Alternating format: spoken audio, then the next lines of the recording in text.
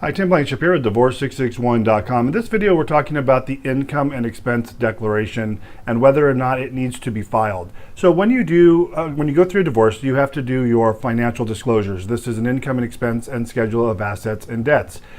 You'll notice on the FL-150, which is the schedule of assets and debts, it says this form is not filed with the court. It's just to be exchanged between the parties, and that's fine. The income and expense declaration, however, makes it appear as if it needs to be filed because there's a place for a stamp and all that good stuff.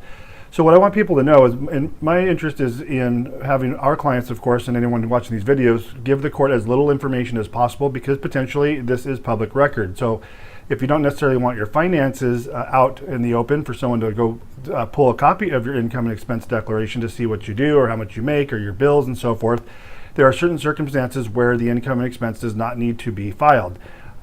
Primarily, it is when there are no minor children. If there are no minor children in your divorce, the income and expense declaration is not required to be filed. You're still going to prepare it and exchange it as part of the mandatory preliminary disclosure process, but you do not have to file it if there are no minor children.